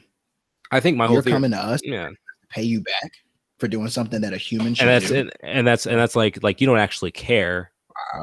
Like you just did that thinking that you were going to get something in return. And I think one thing that part of that whole division amongst, you know, between black people and other people of color, I do want us to separate black people from that, because I think we do get treated especially worse. We're hated by all. We're hated by all, bro. Because you can That's what people need to realize. I think you can find other people of color that hate on us consistently. And of course, people bring up like, well, you know, like, oh, there are black people that are like that are racist towards Asians or you know, Latinos or whatever. Yeah. But it's not as much of a phenomenon as it is with other groups. Like, you know, there are Asian, like it's a known fact that there are a lot of Asian people that do not like black people. Like it's a phenomenon. Same thing with people that same thing with Latinos. Same thing with, you know, I'm trying to, you know, with Middle Eastern people. Irish, Italian, I guess, you know, if you don't consider them. Yeah. There are a lot of marginalized groups that look down on us further. And I think part of human nature wants to always be better than somebody, which is unfortunate. However, I think also part of it, it's part of the system. I mean, and that's one thing I think a lot of people need to realize, is that once they're done with us, who do you think they're going to go to? Who do you think they're going to start hating on? Because if let's say hypothetically they eradicate all black people, okay, who do you think's next? Because they're not just going to stop with us. It's going to be Hispanic and Latinx. I'm just saying, because that's right. I feel like that's probably the closest to, you know, like as soon as they can find something else to hate, they're gonna jump down on it until it's white people and Asian people. You think they're gonna stop? Right. And it's like, okay, you guys are cool. No, right. You're different. So they're going to find something. And I think that's something that we need to realize, is that, and when I say white people, I don't, of course, people should know that. I guess I should say this, because I know people are going to hear that and they're going to be like, well, nah, we have white people that are going to listen Yeah. to. We're gonna wipe Yeah. it. It's not a Of course. general statement. We're talking It's- about history. And we're talking about the majority in Yeah. power. That's what We're talking about what's in power. It's the more the idea of white people, not every individual white person. And that's another thing. If you know it doesn't apply to you, it shouldn't be a bother. You know what I mean? it goes back on our thing of like it doesn't matter, you know. Yeah. Right. Like if you know, If it offends you, yeah, then maybe you should start looking at yourself. Maybe there's a reason. dig deep inside and realize why you're offended. And now that we're on this, there's one thing I want to say really quick. Yeah, of course. I'm reading a book by Dick Gregory, and he has an amazing analogy in there about the situation from the. I guess I'm gonna say it based on in the context of the book. He called the Indian. Of course, I know it's Native American, but from the Indian to the black man, how every other minority, person of color, came to this country and the steps that they took. Right. So when we first started out from the Indian, originally it was the Jew. Right. So the Jew was hated by white people. That's known worldwide. Right. Yeah. So then when you get into a situation where it's like the white person tells the Jewish person tells the white man, hey, I'm tired of being your Indian. I don't want to be your Indian anymore because they already eradicated the Indians. So they had to find another Indian. So the Jewish person says, listen, I'll take care of your banks. I'll take care of the money. Right. Just I'm not going to be the Indian anymore. Okay. The Jewish people, no, they have a big banking industry. They hold a lot of money. Okay. On to the next, the Irish people. White people hated Irish people. They treated them like scum, totally just disrespected them. The Irish people said, I'll be in charge of police force. How about that? I'll take care of your police force. I'll go to the ghettos. I'll handle that. Look in New York, the Irish population of police officers is high. It's high. like a weird phenomenon how much of them are Irish specifically. Enforce the law. It's not just police, FBI, CIA. Irish people are in a lot of authoritative positions. Okay, boom. So the Irish person is no longer the Indian. The Italian comes over. Nah, man, they treat the Italian like scum. You guys like spaghetti. This, that. So Italian, you guys like spaghetti. Wait, are we cursing on this podcast? I don't know. We've been avoiding it till now, I think. Oh, we definitely. It's gonna. Yeah, no, we've definitely have. Because I think we haven't. I don't know if we did it yet today. I think we have. Yes. All right. But man, you don't like spaghetti. Fuck you, man. Right. Noodle ass. You like right? We don't like sauce. Yo, what's this piece of shit? What's going on? This shit's floppy, man. So the Italian came and they were getting treated like dirt, right? So after the Italian gets treated like dirt, they look up and they say, you know what, white man, I don't want to be your Indian. How about this? I'll be your mob and I'll go get you money from the street and promote your political power. Look at Al Capone. Look at Machine Gun Kelly. Look at all of those guys, right? Machine Gun Kelly? you know, Machine Gun Kelly was a gangster back in the day, right? I'm thinking Machine Gun Kelly. I'm not talking about the white boy. I'm talking about a gangster. Look up Machine Gun Kelly. Do your homework. Okay. Oh, I'm sorry. Professor. Homework. So, but anyway, I know you're right. So the Italians went out and became the mob. So boom, they're no longer the Indian. Finally, you get the Arabs that come over and Asians that come over and say, listen, I don't want to be the Indian anymore. They say, okay, go do our schools, go find disease cures, go out and handle all the scientific things. Guess what they did? Asians and Arabs are a lot of their jobs are in scientific fields. They have high prestige jobs. So boom, they're no longer the Indian. You get to the blacks. We come over on the boats. We're in the fields. We're everywhere. We're in the ghettos, let's right? We didn't come over. We were brought over. Well, let's also recognize that black people sold black people to white people. Yes. I'm not saying that's not what happened. Yes, but we were brought over. We were brought over. We were not. We didn't say, "Hey, let's go to America." Like it wasn't. That wasn't our decision. Right. But we're here, right? I think I just use that phrase. We're here. Yeah. We're in the country. So the white man looks at us and says, then that's when they're like, all right, we need another Indian. Everybody else has already helped us. We use them. We need another Indian. So somebody raises their hand and says, hey, how about the black man? And they say, they're already Negroes. And the black man says, look at this. The black man says, I can be your Negro and your Indian. And that's how it's remained to this day. We have played the fiddle of not only the Negro, which we were when we were first brought here, but the Indian, and the fact that they're trying to eradicate us. In my opinion, I think there's like an attempt by people and it's getting stronger. I think Trump was like the first hint at it. White, make America great again. We're talking about redlining and all that stuff. And it's like, when was it great? Yeah. When was it great? And then also, and then when we, it's funny that people don't see this, but as a lot of new information, well, it's old information that has come to light for a lot of people that's new, Yeah. So we talk about like Black Wall Street, right? The Tulsa riots, all that kind of stuff. Mhm. Again, I feel like most people, myself included, like a lot of people are like, oh, I didn't even know about that until like Mhm. 2020. And there's so much history that we didn't learn. And Yeah. and now people are starting to say we should learn this in schools. This is American history. That it sucks, but we need to Yeah. learn this. And then right after you have what do they call it? Whatever it was actually, I think it was called the 1776 Act or something like that. But he Mhm. called it we need to teach patriotic history. Yeah. And what does that mean? Right? Yeah. What does patriotic And history so, mean? and I read the proposal for the 17, I think it was called the 1776 Act or whatever, Mhm. something with that. But it was, I mean, first of all, it was like put together without research.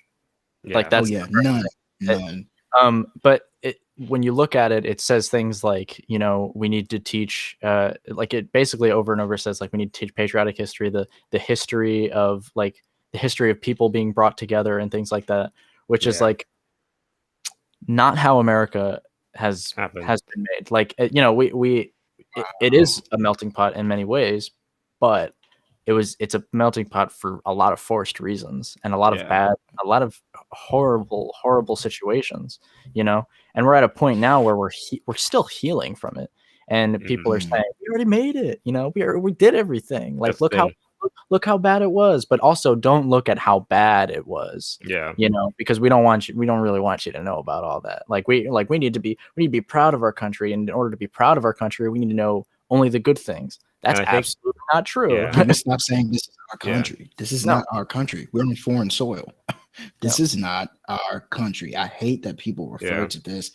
We own America, and this is Yeah. not our country. We don't belong here. If anything, I belong somewhere in Africa. Every Asian person belongs somewhere in Asia, right? Like if everything remained the same and no one wanted to go in this Western manifest destiny, Yeah. we would all be where we belonged. Yeah. This is No, not where that's And I, that's at true. all. I definitely have a problem with like how everything is this is an entirely different thing, but I have a big problem in how everything is completely and 100% influenced by Western European Christianity. yeah. Ooh, Roman But Catholicism has so many roots in politics. It's insane. But the thing is so that, I mean, that's an interesting point, right? Yeah, like that definitely that shouldn't have happened, and we should all be like in different places. But and Yeah, maybe I'm this is glad we're here. I love right. it. Maybe Yeah. Like I'm maybe it's glad selfish we're for here. me to say that, but like maybe it's selfish for me to say like, well, all these terrible things happened, but I'm glad we are where we are now. Mhm. Mhm. Um, and Yeah. in a way, it's like, I mean, if there was no greed and there was no hate or anything like that, then we would all be in a much more perfect place. I think you can. Yeah. I Mm. think you can still like be happy that like, oh, I'm happy that I live in live somewhere where I'm not in a war torn country, Mhm. or stuff like that, and still acknowledge like there are some atrocities that happened for us to get to Absolutely. this point. And we have to not eradicate them. And that's the whole point, Yeah. is that we're trying to eradicate from history these horrible things that happen. And And you yeah. can't do that. They did happen. And we need to learn about them, because the only way past to heal is to realize that something is wrong. And I mean, that's the first step. And some people still, I mean, there are going to be people who still refuse to do that. But as long as the majority of people realize, hey, something's real wrong, then the truly patriotic thing you can do is seek to change it. So And I that's think my They've that self. even eradicated. They've even eradicated our figures, right? They've eradicated Malcolm X. They've eradicated Marcus Garvey. Do you think it's coincidence that they preach MLK all year round oh to all yeah. black kids all over the country and And they not don't even Malcolm give X? they don't even give the full story his full story.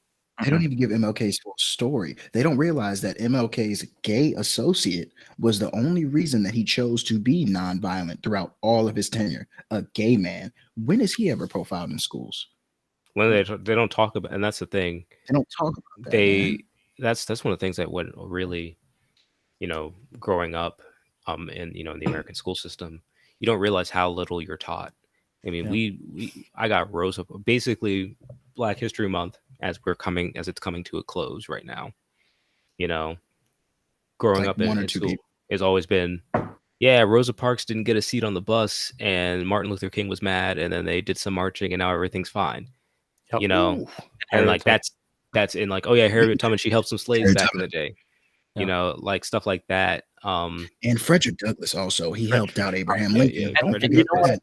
And you know what? Like we did learn about Malcolm X, but he was put in a light where he was Yeah. doing the wrong thing. Yeah, But it's always that's not when you true. actually look at it, you know, he can't- wasn't. Yeah, we Yeah, could not. Don't be Malcolm. We couldn't Yeah. have gotten to the point we are now without Malcolm X. Also, Yeah, and I think that's one of those things where part of it is they don't want us to look at things like, you know, like, oh, well, Malcolm X, he was violent. No, he wasn't. He said, you know, because white people were actively going out and killing black we people need to defend. for no other reason than being black. That's I think the thing that people don't understand. It wasn't like they just did not like their skin color. They thought they were less than, and they thought that made it okay to hunt them down and kill them. And They Malcolm called us X said, fancy pets. yeah. And We were Malcolm X fancy pets. said, no, that's not going to happen. If they come at you with that bullshit, shoot them. Which is honestly, that's a very American value. Oh, that is absolutely. That's oh, why the Second please. Amendment. The NRA loves a story like that. Yeah, You know what but I mean? not when it's a black man. Not when it's a black person, which is a whole nother conversation for another day. But like you look at these figures that were preached, you know, like, you know, last month on MLK Day, everybody's talking about, like, with all the protesting that's been going on, everybody's like, oh, well, we'll do it peacefully, be like Martin Luther King. Y'all shot Martin Luther King. Y'all shot Martin Luther King. You know, We don't peacefully. have more cheeks to turn. Yeah, do it peacefully. We have no more cheeks to turn. Yeah. We are out of cheeks. When athletes were kneeling down, you know, you had Kaepernick, you know, kneeling down during the national anthem. Oh, don't do it that way. Don't that's peaceful. Like, that is like probably one of the easiest ways to like, that's so peaceful. Not like harming anybody except for your own nationalistic pride, and it's not patriotic. It's not patriotic. That's another thing. That's a difference. People don't know the difference, because I think patriotism, you can be a patriot and still criticize your country.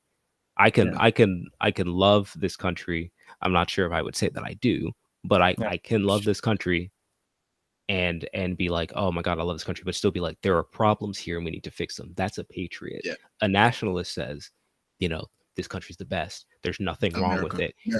If you don't like it, leave. That's what a nationalist does. I'm calling people out with this. If you don't like, yeah. That's what a nationalist does. That's dangerous. That's how you get the Nazis. That's how you get, you know, Mussolini. That's how you get those things, because people don't want to say, hey, there's something wrong here. I love this country. A patriot says, I love this country. Let's fix what's wrong with it. Mm-hmm. You know, and it's very easy to say that nothing's wrong when you're not affected by anything.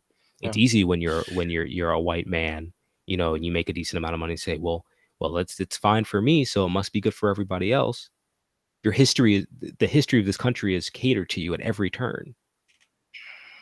And that's kind of where I get annoyed with people when they're like, well, you know, you're talking about white men and, you know, like white cis, but like but like, that's what it is. The reality of the situation is that since this country's inception, everything has been catered to you. So when people say, you know, like, man, it's all white men. Oh man, you know, like white people. Yeah. Deal with it. You have to deal with it, because we've been oppressed. Our existence from the time we got here to right now at this very moment, things are not equitable. Legally, they may be equal, but there's always a loophole. And that's another thing that people realize with the 13th Amendment. Well, we freed you guys. You know, I remember this argument that it was like, you know, like people were talking about like slavery and everything. And this one guy was like, well, you keep blaming white people. White people free the slaves. Oh, fucking what? Like, and do you also realize that we were free for like another 60 years? Exactly. Yeah. But then like, but even just the I don't, you know, like just to make how ignorant people, man. You don't understand what the definition of equity is. Equity is ownership, land, buildings, businesses, railroad systems. You're talking Rockefeller, you're talking the Kennedys, you're talking billionaires that made billions off of the backs of black people, and you let us go and say, hey guys, go to the north, do what you please. And that's What the do thing. we have? We don't have the tools to do that because we were never given them. And then to make that argument that, oh, well, white people freed slaves. What were we supposed to do? Were we supposed to just march up from our plantation? Get up? You know, I'm tired of this. Let's Toby, come on, let's go. Let's go talk. Let's go talk to some folks and get out of slavery. What? Of course, white people ended slavery because they were the only ones who could. How hard was it, like, when that happened, for you not to be like, oh well, thank you, master, for doing that for me? Like, you know, like, I love that you freed me. yeah, Thank you, so sir. excited. Yes, I am so happy Like, that you decided to free me of my shackles, sir. I'll it's do funny anything how, I can for you. You know, Like, dude, okay, like, good for you. Like, it's not. white people freed slaves. They did thanks. You did the bare fucking minimum. Yeah, you It's treated not only you treated people like people finally, kind of, but then you said, well, they're like almost a person, yeah. kind, like, you know. And then you still not only- still try to stop them at every turn that you got. Yeah. and it's not only in movie, it's not only in like politics where people have these discussions. It's in media, it's in movies, right? When you look at these slave movies, it's always the 20, what's it called? 13 Years a Slave, right? You look at that movie, for example. You see Peter getting whipped. You see all these people getting ripped. You see them being slaves. Okay, right. But guess what? It has a happy ending. But they don't even go into the crevice of what Black people actually had to deal with. They don't talk about how a mother, a father, and a 2-month-old baby, right, are literally sitting there on the auction block and they are praying that their kid has Down syndrome. Hmm. Do you understand that was a real thing? Yeah. That people were praying that their kid had a mental disability in order for them to keep their baby so they wouldn't sell it. That happened. You know, it was a real thing that Chris Rock's grandmother used to go to the doggone vet to get her teeth pulled. Hmm. A grown woman went to a dog shop to get her teeth pulled. Because dental care. They would not accept her in the orthodontist. That's not fake. People think that we have this, and that's so recent. I think it's recent. It's not like people think it happened so long ago. She's in her 50s. That's that's not even like that. That's her 50s. I think she's in her maybe 60s, but maybe, like 50s or 60s. I think my mom is 50. 56 was the case, so she has to be in like her 60s or something. I think it was like 50. No, or was it 52? It was either 52 or 56 where Brown versus Ford. She's 66. She's in her 60s. That's she's younger than my grandmother. Like that was the first Black person to be in a white school. Like that's not, this stuff didn't happen, you know, like hundreds of years ago. This stuff happened like within people that we know's lifetime. Oh, but you guys have HBCUs. Why do you think we have them? Wait, I love that argument. Well, it's like, well, it's all for Black people. It's like, why do you think they're there? They weren't going to let us into the white schools. Thurgood Marshall didn't get into UMD. He got denied, and he was a Baltimore resident with better grades than almost any white people out there. He got denied, brother. They send you a letter back, literally, where it says, "We're sorry, we can't apply, but we can't accept you to this institution because we do not do business with Negroes. We wish you luck in your educational endeavors." Whoa. That happened. You can find it in the 50s and the 60s. The house that I live in, the deed to the house that I live in, that my parents bought, you know, a few years back. There's literally a deed that says that there's an agreement on this property that says that the one stipulation is that it cannot be sold to Negroes. Damn. That's in the house that I live in. This house was built in the 70s. Now, of course, the property's a little bit older than that. But but still, that's so reason. So I think that's another problem too, is that I mean, it's the type of like the way we see media and stuff like that. But Martin Luther King is always depicted, and Malcolm X, of course, is always depicted in black and white because that's what we have. Yeah. And it makes it seem like so long ago. No, you can find pictures in color. There's a reason that they don't have those. I mean, like the point is to make it seem like it was so long ago and that we're so far from it, but we're not at all.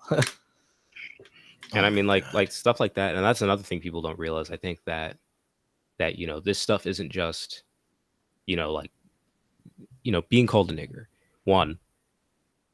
The first time I got called a nigger, I think I was maybe second. Brother, wait. Let's, you know what? We should say it's true because I don't want the podcast to be too long. For this first episode, we should save this. I think we come back on that next episode. Yes. Okay. Yeah, sure. Come back on that next episode. Let me write it down. Yeah. So What we'll do, Don't write it down. all Don't the write people, asterisks. Yes. With with asterisks. asterisks. it's Redacted. it's redacted. The first time I got called redacted.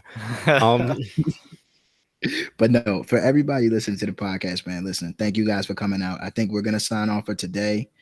We definitely got enough material in, and Yeah. we're super excited, man. I thank you guys for everybody that's listening. 1 person, 3 people, 300 people.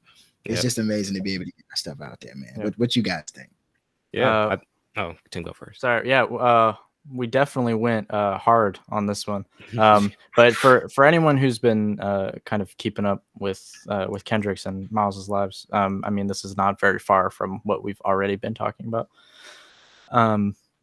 So this is kind of our continuation of that.